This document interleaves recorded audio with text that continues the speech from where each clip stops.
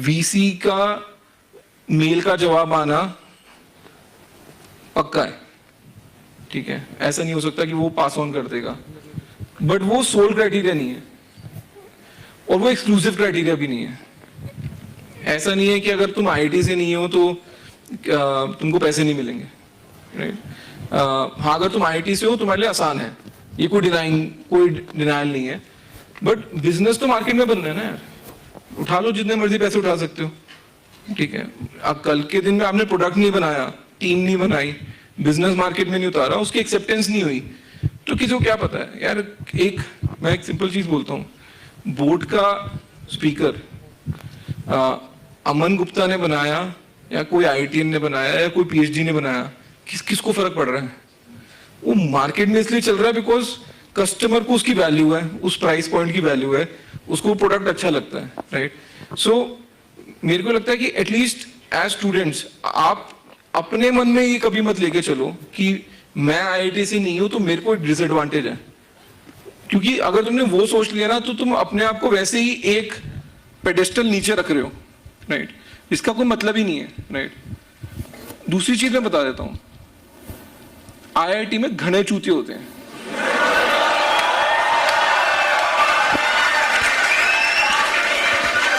And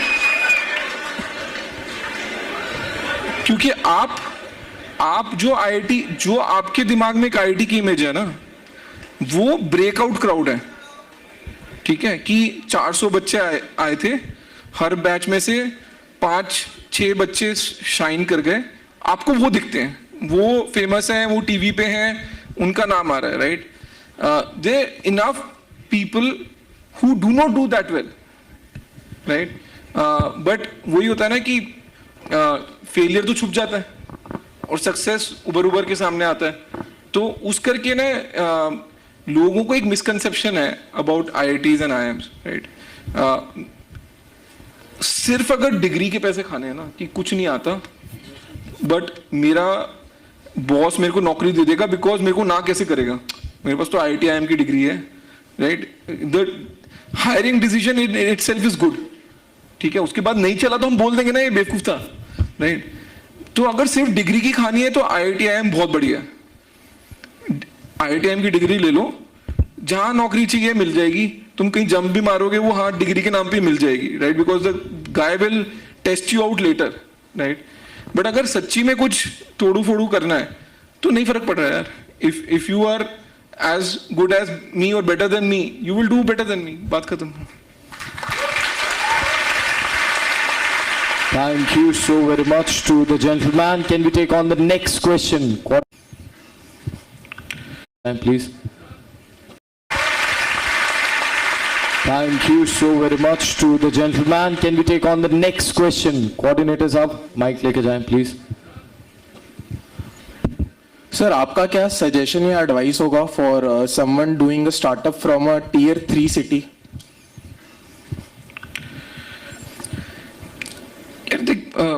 मेरे को तो ये लगता है कि जो नेक्स्ट वेव ऑफ एंटरप्रेन्योर्स आने वाले हैं वो टियर 2 टियर 3 सिटी से ही आने वाले हैं।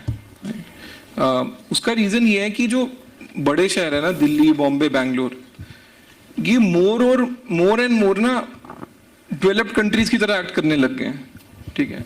उसका मतलब क्या है कि इन शहरों में पैसा डिस्प्रोपोर्शनेट आ गया है, वेलीपंथी मारने की डिस्प्रोपोर्शनेट ऑप्शंस है, ठीक है, और लोगों में भूख कम हो गई है। मेरे को ना मोर एंड मोर ये लगता है कि टियर 2 टियर 3 टाउन से ही निकलेगा। उसका रीजन दूसरा ये भी है कि टियर 2 टियर 3 टाउन वाले का एक्सपोजर बढ़ गया है। सी इंटरनेट है, फोन उसके पास है, ठीक है, उसकी एस्पिरेशन हमेशा ज्यादा होती है एक मेट्रो वाले से, बट पहले उसको पता नहीं था क्या बनाना है, राइट? अब जो टियर 2 टियर 3 वाला एंटरप्रेन्योर बनाता भी है ना, वो अपने लोकल प्रॉब्लम के लिए नहीं बनाता, वो सॉल्यूशन जो बनाता है वो एक पैन इंडिया सॉल्यूशन बन के आता है।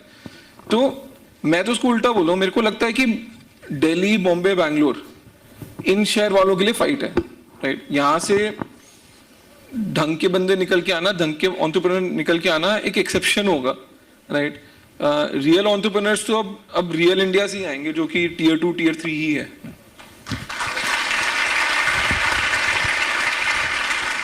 Thank you so very much, sir. Can we have the next question? Where's the mic? All right. Good afternoon, sir. इधर को आ जाओ प्लीज आप. गुड आफ्टरनून सर, मैं अनुभव सामल एलपीयू का ही छात्र हूँ, बैचलर ऑफ फिजियोथेरेपी से. एक्चुअली सर मेरा ये क्वेश्चन था, स्टार्टअप इवैल्यूएशन जो होता है वो एक बबल है या फिर सच में भी होता है?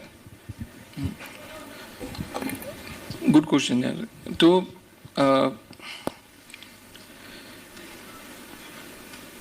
ये देखो, हर बिजनेस में ना हर चीज साइकिल होती है. बिजनेस में पहले एक बुल साइकिल आती है जब सब कुछ अच्छा लग रहा होता है, सब कुछ बढ़ रहा होता है, वैल्यूएशंस बढ़ रही होती हैं. एंड बाद में एक साइकिल आती है जब नीचे जा रहा होता है, जिसको हम बेयर साइकिल बोलते हैं, कि सेम बिजनेस है बट उसको वैल्यूएशन कम मिल रही है पिछली साइकिल से. तो ये कोई डिनायल नहीं है कि पिछले जो 3 साल चल रही थी वो एक बुल साइकिल थी, राइट. और बुल साइकिल इसलिए थी कि यूएस में इतना पैसा छप रहा था फेड से, और वो सारा पैसा घूम के कैपिटल मार्केट्स में ही जा रहा था, और उन कैपिटल मार्केट से घूम के वो इंडिया की स्टार्टअप्स में आ रहा था. तो सिंपल सप्लाई डिमांड है, ठीक है. पैसा ज्यादा है, कंपनीज कम है, तो अब जिसके पास पैसा उसका काम क्या, उसको तो पैसा डिप्लॉय करना है. तो जब वो ज्यादा पैसा डिप्लॉय होने लगेगा तो वो एसेट की वैल्यू बढ़ती जाएगी, अपने आप इन्फ्लेट होती जाएगी. सिंपल इकोनॉमिक्स है, कोई रॉकेट साइंस नहीं है. तो पिछले 2 साल 3 साल में एक्चुअली बहुत ही रिच वैल्यूएशंस मिली है कंपनीज को, राइट. अनफॉर्चुनेटली जो इन्वेस्टिंग है ना वो एक आर्ट की तरह है, बिकॉज अभी तो कोई प्रॉफिट बना नहीं रहा. तो मैं हिस्टोरिकल नंबर पे तो बोल नहीं सकता. मैं ये नहीं बोल रहा कि आपका पिछले साल का पैट इतना था तो आपको मैं इतना वैल्यूएशन दे रहा हूँ. मैं किस बात पे वैल्यूएशन दे रहा हूँ कि यार इसका बिजनेस ठीक चल रहा है, 3 साल बाद कहाँ पे होगा, 3 साल बाद इसका रेवेन्यू यहाँ पे पहुंच जाएगा. पैट मेरे को अभी भी नहीं पता होएगा नहीं होगा, बट 3 साल के रेवेन्यू पे मैं मल्टीपल दे देता हूँ, राइट. एंड कोविड के टाइम एक्चुअली जो ग्रोथ थी वो बहुत ही स्टीप थी. तो जब ग्रोथ स्टीप होगी तो कोई जब वैल्यूएशन भी दे रहा है तो वो ऐसे कर्व जा रही है तो उसको कोई फ्लैट नहीं बनाता ना. ऐसे कर्व जा रही है तो उसको थोड़ा सा टेपर कर देगा. नॉर्मली तुमको भी मैं बोलूं प्रोजेक्शन कर दो, ऐसे ही होता है ना. तो ग्रोथ इतनी स्टीप थी कोविड के टाइम, बिकॉज लोग घर बैठे थे, उनके पास मोबिलिटी नहीं थी.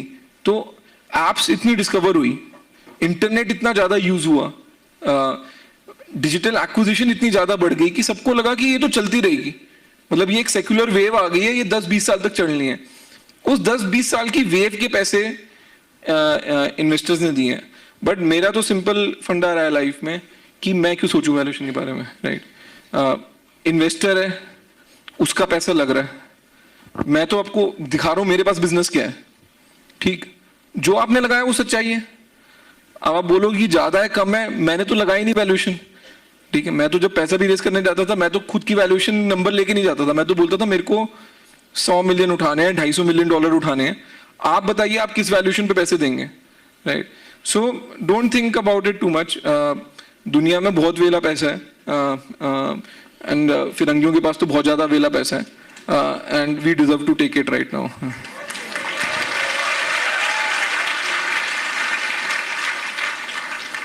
Thank you so very much, sir. One more question. अरे ये ओवर एक्साइटेड इतना, ये क्या दोगलापन है? Good afternoon sir. सर मेरा नाम अनस सिद्दीकी है. सर मैं एक स्टार्टअप कर रहा हूँ, लेकिन उसमें एक प्रॉब्लम ये हो रहा है टीम को लेकर के. मतलब हम किसी एक कैसे बंदे को ढूंढे कि जो मतलब हमारा विजन देख पाए, उसको आगे फॉलो कर पाए, साथ में काम कर सके. तो मुझे बहुत दिक्कत आ रही है अभी कि मतलब साथ में काम करने वाला बंदा कैसे सर्च करें. यार वो जैसे मैंने तेरे को बोला वो जेनेरिक प्रॉब्लम है सबकी, ठीक है. काम करने वाला बंदे नहीं मिलते आसानी से, और अर्ली स्टेज पे तो वैसे भी नहीं मिलते, बिकॉज रिस्क बहुत ज्यादा होता है. हाँ. और तुम किसी को बोल रहे होते या तो बिना तनख्वाह के काम कर ले या कम तनख्वाह पे काम कर ले, या अपनी अपॉर्चुनिटी कॉस्ट छोड़ दे. भाई तेरे को अगर 16 लाख की नौकरी लग रही है तो वो मत ले, मैं तेरे को 6 लाख रुपए दे दूंगा, तो मेरे साथ काम कर ले, ठीक है. तो बहुत ही कम लोग होते हैं जो वो स्विच मार पाते हैं.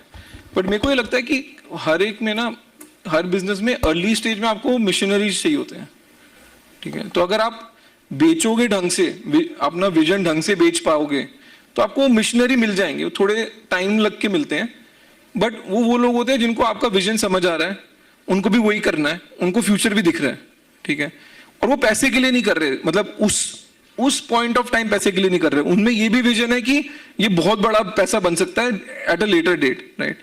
तो मिशनरी ढूंढने पड़ते हैं अर्ली ऑन।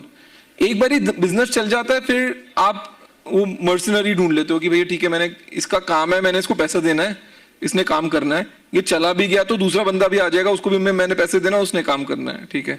तो अर्ली स्टेज में तो आपको मिशनरी ढूंढने पड़ेंगे, और that is all a function of how good a salesman you are, right. As a founder you have to sell to multiple people, every founder has to be an extremely good salesman, right. And salesman की definition नहीं है, वो नहीं है जो आप समझते हो कि ये किसी को कुछ भी बेचा है, राइट।